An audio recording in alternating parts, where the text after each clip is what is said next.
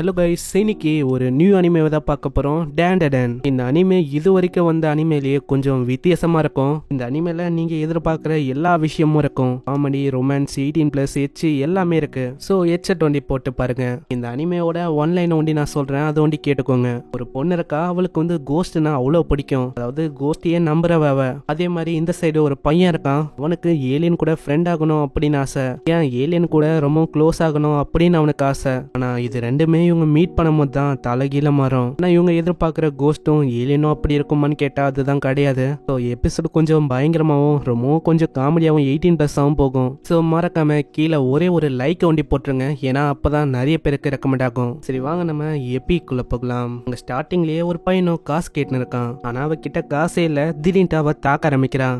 நீ வந்து உன்னை இன்னும் யோசனை இருக்க, உன்கிட்ட காசு இல்லைன்னா எனக்கும் உன் மேல இன்ட்ரெஸ்ட் இல்ல அப்படின்னு சொல்லி அங்க போக ஆரம்பிக்கிறான். அவளும் ரொம்ப கோவமாயிட்டு கிளாஸுக்கு வரா. அவங்களுக்கும் புரியுது விஷயம் வந்து அப்படி போயிருக்குன்னு. நான் அதான் சொன்னல, வந்து அவன் கூட எதுக்கு போனேன், அது அவன் கூட போறதுல என்ன தப்பு இருக்கு. அவனை பார்க்கும்போது கென் டக்காகோரா அந்த பர்சன் மாதிரியே இருக்கான். அட நீ சொல்றது ஒரு மாதிரி ரொம்ப சூப்பரான இங்க இருக்குப்பா. ஆமா உங்களுக்கு என்ன, எனக்கு வந்து அந்த மாதிரி முகத்தோட யாராச்சும் தான் ரொம்பவும் பிடிக்கும். அட நீ வேலைக்கு ஆக மாட்ட. இதனால அவ ரொம்ப கஷ்டப்படுறான். ஏன்னா இந்த உலகத்துல அந்த கென் டக்காகோரா அவனை மாதிரி யாருமே இல்ல. இதெல்லாம் ஒரு உலகமா அப்படின்னு அவ ரொம்ப சோகமா போறா. போற வழியிலேயே அந்த கிளாஸுக்குள்ள ஒரு பையனை பயங்கரமா புலி பண்றாங்க.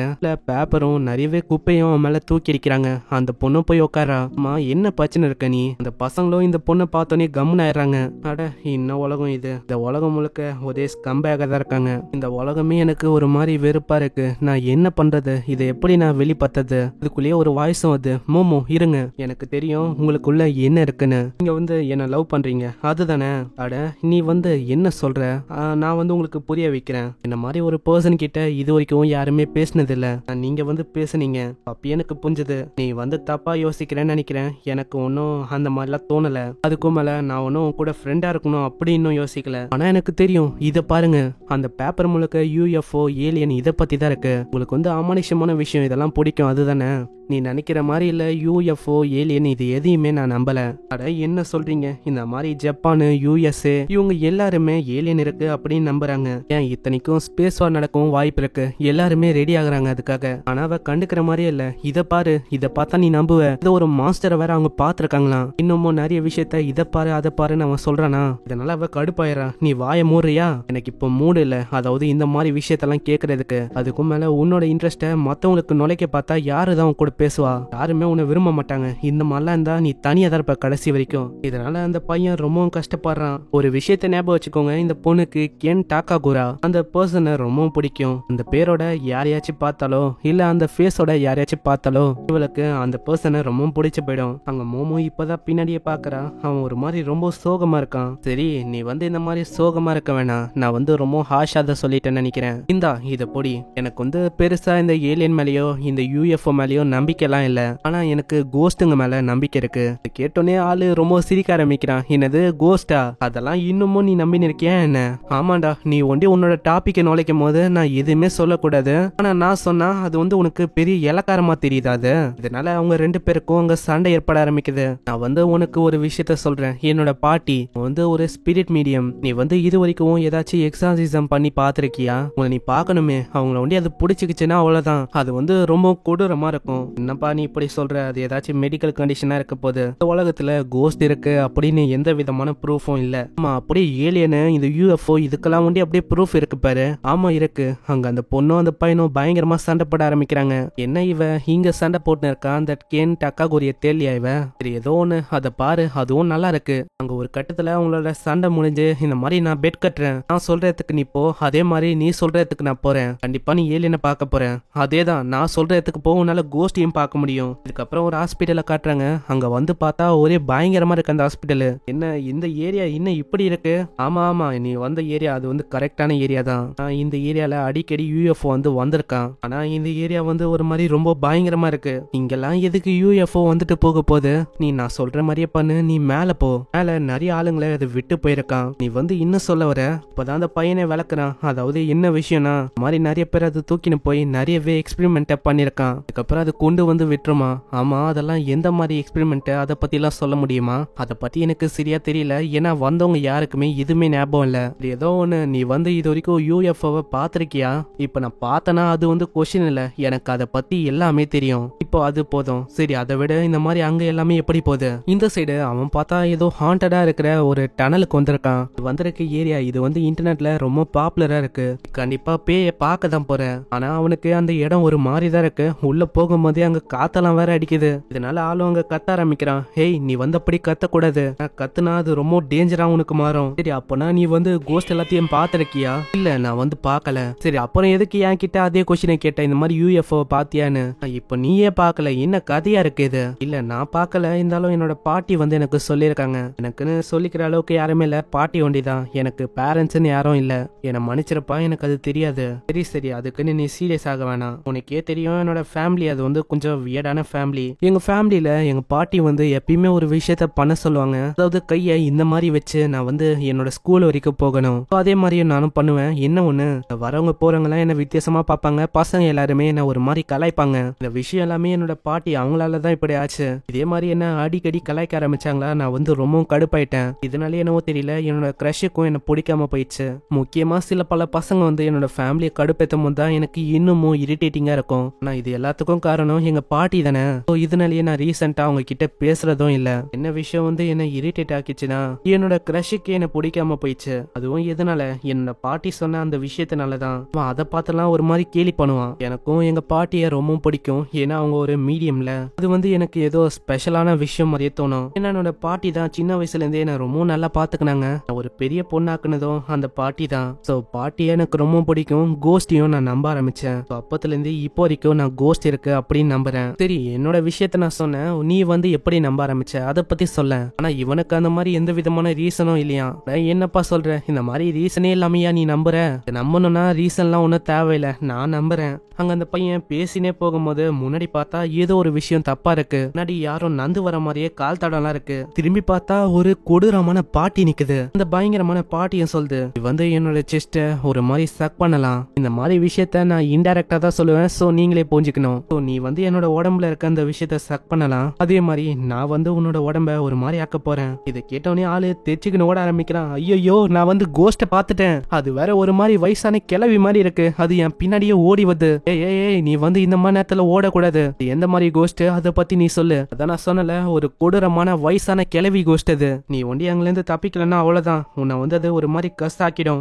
யாராலையுமே அந்த டர்போ கிரானி கிட்ட இருந்து காப்பாற்ற முடியாது. அங்க அந்த பேயும் மண்டையில தாவி அப்படி அவனை பிடிக்குது. இதனால அந்த போனும் கட் ஆகுது. அங்க அந்த பொண்ணு ரொம்ப பயந்து போயிடறா. ஏய், உனக்கு வந்து என்ன ஆச்சு? நான் வந்து அங்க வந்திருக்கணும். அங்கேயே போர்டு வேற போட்டு வச்சிருந்தாங்க, உள்ள வரக்கூடாதுன்னு. இப்போ நானே அங்க வரேன், வெயிட் பண்ணு. இந்த இடத்துக்கு போகலான்னு பாக்குறா. ஆனா இந்த இடத்துல இருக்க லைட் எல்லாமே கொஞ்சம் கொஞ்சமா ஆஃப் ஆகுது. பின்னாடியும் ஏதோ ஒரு உருவம் நிக்குது. அதுங்களோட மூஞ்சும் அப்படியே ஒரே மாதிரி தான் இருக்கு. அட என்ன இளவையுது. நான் இப்போ இங்க இருந்து தப்பிக்கணும்னு நினைக்கிறேன். அங்க இருந்து அவ எவ்வளவோ தப்பிக்க ட்ரை பண்றா. இருந்தாலும் அதுங்க மூணுமே அப்படியே புடிச்சு ட்ரெஸ் எல்லாத்தையுமே கிழிச்சு போட ஆரம்பிக்குது. ஹலோ ஃபீமேல் பர்சன், நாங்க எல்லாருமே சஃபோயன்ஸ். நாங்க பிளானட் சஃபோல இருந்து வந்திருக்கோம். எங்களை அங்க எல்லாருமே இப்படிதான் கூப்பிடுவாங்க. ஆனா நீ கவலைப்பட தேவையில்ல, இந்த மாதிரி நாங்க ஃப்ரெண்ட்லியான ஏலியன் தான்.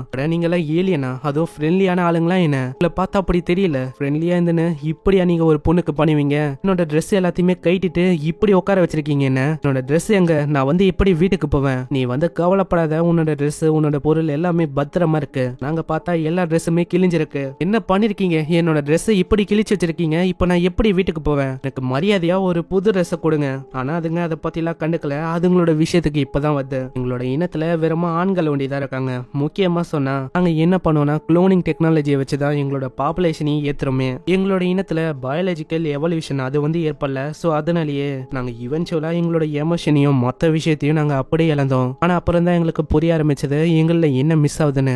ரீப்ரொடக்டிவ் சிஸ்டம், அதே மாதிரி ஹியூமன்ஸ் கிட்ட பனானா அப்படின்னு ஒரு விஷயம் இருக்கு. சோ அதை பத்திலாம் நாங்க கேள்விப்பட்டோம். அதே மாதிரி நாங்க ஒரு பனானாவையும் உருவாக்கணும். இதை வச்சு உன் கூட அந்த விஷயத்த நாங்க பண்ண போறோம். நம்ம ரெண்டு பேருக்குள்ள அந்த விஷயம் எல்லாம் ஏற்பட்டக்கு அப்புறம் உன்னோட கர்ப்பப்பையையும் இந்த பனானாவையும் நாங்க ரிசர்ச் பண்ணலாம்னு இருக்கோம். அட என்ன சொல்ல வரீங்க? எனக்கு அதுல விருப்பமே இல்ல. நான் ஒரு மோசமான மனுஷன் கூட டேட்டிங்கும் பண்ணேன். நான் அட்லீஸ்ட் நான் வந்து ஒரு வெர்ஜினா இருக்கணும் அப்படின்னு ட்ரை பண்ணேன். நான் எல்லாத்தையுமே ப்ரொடெக்ட் பண்ணது என்னோட 10 டாட்டா கூறா அவனுக்காக தான். உங்க கூட எல்லாம் நான் எக்காரணத்து கொண்டும் அந்த மாதிரி விஷயத்த பண்ண மாட்டேன். அப்படி நடக்கிறதுக்கும் வாய்ப்பே இல்ல. அந்த ஏலியன் ஏதோ ஒரு விஷயத்த பண்ண அவ அப்படியே அமைதியாவரா. இப்போ நாங்க சைக்கனிஸ யூஸ் பண்றோம். ஏன்னா அப்பதான் உன்னோட பிரெயினோட வேவ்ஸை எங்களால கண்ட்ரோல் பண்ண முடியும். உன்னோட ஹார்மோனியும் என்னால வெளிப்படுத்த முடியும். என்ன உன்னோட பாடி வந்து ரொம்ப ஹாட் ஆகுற மாதிரி ஃபீல் ஆகுதா? இல்ல இல்ல நான் வந்து உங்க கூட எல்லாம் பண்ண மாட்டேன், ஆனா அதுக்கான டைம் இப்போ வந்திருக்கு, ஆரம்பிக்கலாமா? அப்படியே அந்த பனானாவை உள்ள செலுத்தலான்னு பார்க்கும், அதுக்குள்ளேயே ஒரு கால் வருது.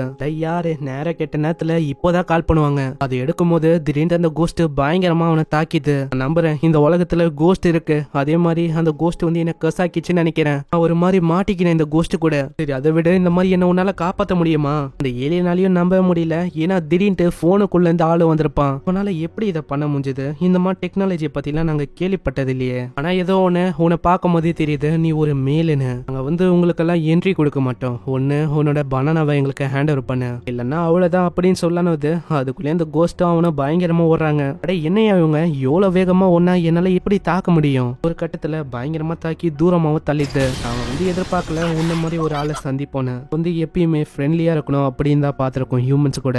அதனால உன்னோட பனானாவை எனக்கு கொடுத்துரு. அட ஆமா ஆமா, இந்த மாதிரி நீங்க என்ன வேணாலும் என் கிட்ட இருந்து எடுத்துக்கலாம். நான் ஏன் தெரியுமா இப்படி சொல்றேன்? ஏலியனை மீட் பண்ணோம், அது வந்து என்னோட மிகப்பெரிய ஆசை. ஏன்னா எனக்குன்னு ஃப்ரெண்ட்ஸ்ன்னு சொல்லிக்கிற அளவுக்கு யாருமே இல்ல.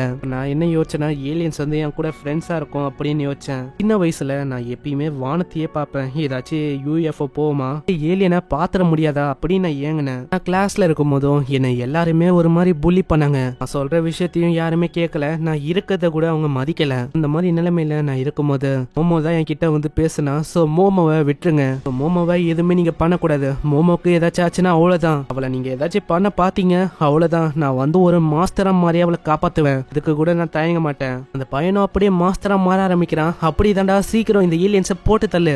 ஏலியன்ஸ் கிட்ட இந்த மாதிரி விஷயம்லாம் வேலைக்கு ஆகல. இந்த ஏலியனும் ஏதோ ஒரு பவரை வெளிப்படுத்துது, இதனால ஆளு ஒரு மாதிரி ஆயிரான். மன்னிச்சிரு மோமோ, என்னால அவளைக்கும் எதுவுமே பண்ண முடியலன்னு நினைக்கிறேன். நாங்க இந்த மாதிரி வயலண்டா இருக்கிற பர்சன்ஸ் கிட்ட நாங்க ஃப்ரெண்ட்ஷிப்பை உருவாக்க மாட்டோம். முக்கியமா இந்த மாதிரி டைம்ல ஆண்களை விட இந்த பெண்களை தான் நாங்க விரும்புறோம். சரி நாங்க வந்து அந்த ஹார்மோனியை திரும்பவும் ஆரம்பிக்கிறோம், அந்த வேலையை நம்ம திரும்ப தொடங்கலாம். அப்படியே பாஸ்டுக்கு போகுது. கிராண்ட்மா எனக்கு வந்து அந்த விஷயம் பிடிக்கவே இல்லை, எல்லாருமே என்ன ஒரு மாதிரி கிண்டல் ஏத்துறாங்க அந்த விஷயத்த பண்ணா. இல்ல நீ வந்து அப்படி எல்லாம் சொல்லக்கூடாது, உன்னோட கியூஐ எமிட் பண்ணனா நீ வந்து அவளைக்கும் இந்த மாதிரி சிக்காக மாட்ட, ஆக்சிடென்ட்லயும் நீ விழ மாட்ட. ஏன் ஈவலான விஷயமும் கிட்ட நெருங்காது. சோ கொஞ்சம் மசில்ஸ உன்னோட லோயர் பெல்லியில போடு, அதுக்கப்புறம் உன்னோட தலைவலிய நீ இமேஜின் பண்ணு, அந்த கியூஐ நீ ஷூட் பண்ற மாதிரி. அம்மாவும் அந்த விஷயத்த பண்ண ஆரம்பிக்கிறா. அந்த டைம்ல இவளை பயங்கரமா கேலி பண்ணிருப்பாங்களே, அந்த விஷயம்லாம் ஞாபகம் தான். சோ பயங்கரமா கத்தி விட்டுறா. கிராண்ட்மா நீங்க வந்து பொய் சொல்றீங்க, இதுல வந்து ஒண்ணுமே நடக்க போதில்ல, இது சொல்றத நான் நம்புற மாதிரியே இல்ல. அதே மாதிரி நீங்களும் ஒரு ஃபேக்கான ஸ்பிரிட் மீடியம், உங்களையும் எனக்கு சுத்தமா பிடிக்கல இந்த விஷயம். இதெல்லாம் எனக்கு சடனா எதுக்கு ஞாபகம் வருது? அந்த டைம்ல உண்மையை சொன்னா நான் ஒரு மாதிரி எம்பாரஸா ஃபீல் பண்ணேன். நான் என்ன மன்னிச்சிருங்க கிராண்ட்மா. கீழே அந்த ஏலியனும் கையை வச்சுன்னு இருக்கா. கரெக்டா கிராண்ட்மா சொன்ன இடத்துல அந்த கையை வைக்குது. கிராண்ட்மாவும் அந்த விஷயத்த சொல்லிருப்பாங்க, நீ வந்து கியூஐ அங்க ஷூட் பண்ற மாதிரி இமேஜின் பண்ண. இமேஜின் பண்ண அடுத்த செகண்டே அங்க எல்லாமே உடைய ஆரம்பிக்குது. மோமோ நான் எதிர்பார்க்கல, அதாவது உன்னால சைக்கிக்கலா யூஸ் பண்ண முடியும்னு. எனக்கே தெரியாதுப்பா, நானே ஒரு மாதிரி சர்ப்ரைஸ் ஆயிட்டேன். இந்த ஃபீமேல் பர்சன் எப்படி இதெல்லாம் யூஸ் பண்ணுது, இதை வந்து அதோட சாக்ராவை ஓபன் பண்ணிச்சுன்னு நினைக்கிறேன். அதாவது எங்களோட வேவ்ஸ் வச்சு அதோட பிரெயினை கண்ட்ரோல் பண்ணலான்னு பார்த்தோம். அந்த டைம்ல பிரெயினோட பவர் வந்து ஸ்டிமுலேட் ஆயிருக்கு.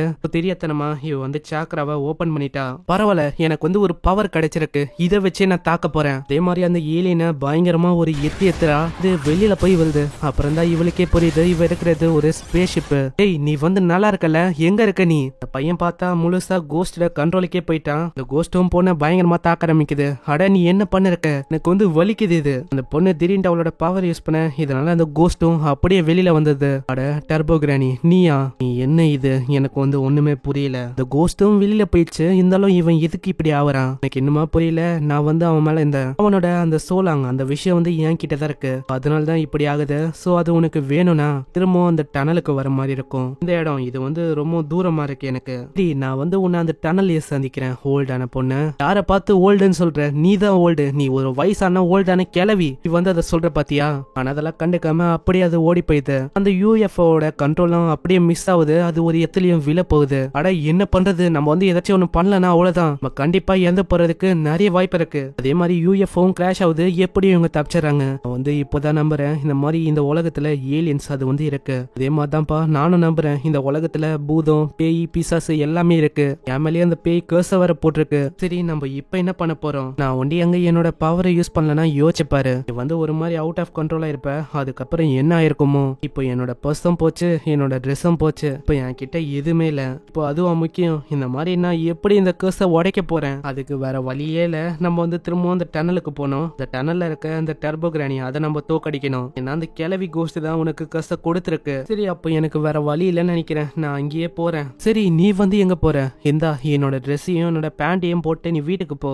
நீ வந்து எங்க போற அதை சொல்லு. நான் வந்து அங்க திரும்பவும் போலான்னு இருக்கேன். நீ ஒண்டி அங்க திரும்ப போனா அவ்வளவுதான், திரும்ப அவுட் ஆஃப் கண்ட்ரோல் ஆகுறதுக்கு நிறையவே வாய்ப்பு இருக்கு. இல்ல நான் வந்து உன்னை திரும்பவும் இந்த விஷயத்துல இழுக்கணும் அப்படின்னு ஆசைப்படல. நான் தனியாவே போலான்னு இருக்கேன். என்ன சொல்ற? இந்த மாதிரி நீ தனியா போறியா? இப்ப பார்த்தல, இப்போ நம்ம 2 பேருமே தான் அதை சமாளிச்சோம். நான் இல்லைன்னா அவ்வளவுதான், நீ அந்த இடத்துல இறந்தே போயிருப்ப. நான் தான் ஏதோ உன்னை காப்பாத்தினேன். சரி இந்தா இதை போட்டுக்கோ. நான் என்ன மன்னிச்சிரு, இந்தா இதை நீயே போட்டுக்கோ. இல்லைன்னா மோமோ என்னால ஆஸ் யூஷுவல் பேசுற மாதிரி உன்கிட்ட ஒழுங்கா பேச முடியாது. மோமோக்கும் என்னாச்சுல அவளோட ஹார்ட் பீட் எல்லாமே பயங்கரமா ரைஸ் ஆகுது. அப்புறம் தான் மோமோக்கே புரியுது இந்த லைன் அவளோட ஃபேவரட்டான ஆக்டர் அவன் சொல்லி நிறைய வாட்டி கேட்டிருப்பா. அதனாலதான் என்னோட ஹார்ட் வந்து ரொம்ப ரைஸ் ஆச்சுன்னு நினைக்கிறேன். மத்தபடி எதுவும் இல்ல, வந்து கூலா இருக்கணும். சரி உன்னோட பேர் என்னது? அதை திரும்ப சொல்லு. நான் என்னால அவளைக்கும் பேரை வந்து சரியா ஞாபகம் வச்சுக்க முடியாதுப்பா. என்னோட பேரா? என்னோட பேரு கென் டாக்கக்கூரா. இந்த பேரை கேட்டு அவ பயங்கரமா ஷாக் ஆகுறா. இங்கே இந்த எபிசோட முடியுது. இந்த எபிசோட வந்து உங்களுக்கு பிடிச்சிருக்கும்னு நினைக்கிறேன். இந்த எபிசோட கான்செப்ட் வந்து புரிஞ்சிருக்கும். இப்போ நம்ம ஹீரோ கென் அவன் கர்ஸ்ல மாட்டிக்கினா, சோ அந்த பொண்ணோ இப்ப காப்பாத்துறேன் அப்படின்னு சொல்லியிருக்கா. போக போக என்ன ஆக போதோ. இந்த உலகத்துல ஏலியன்ஸும் இருக்கு. இந்த அனிமே ரொம்ப வித்தியாசமா இருக்குல்ல. சோ இந்த அனிமே உங்களுக்கு பிடிச்சிருந்தா கீழே கண்டினியூ பண்ணலாமா வேணாமான்னு கமெண்ட் பண்றேங்க. மறக்காம கீழே லைக் பண்றேங்க. நீங்க இது வரைக்கும் நம்ம சேனலுக்கு சப்ஸ்கிரைப் பண்ணலையா? சப்ஸ்கிரைப் பண்ணிக்கோங்க. ஏன்னா அப்பதான் இதுக்கு அடுத்த வர எபிசோட் நோட்டிபிகேஷனா வரும். அவங்கள நெக்ஸ்ட் எபிசோட்ல சந்திக்கிறேன். தேங்க்யூ ஃபார் வாட்சிங். sayonara.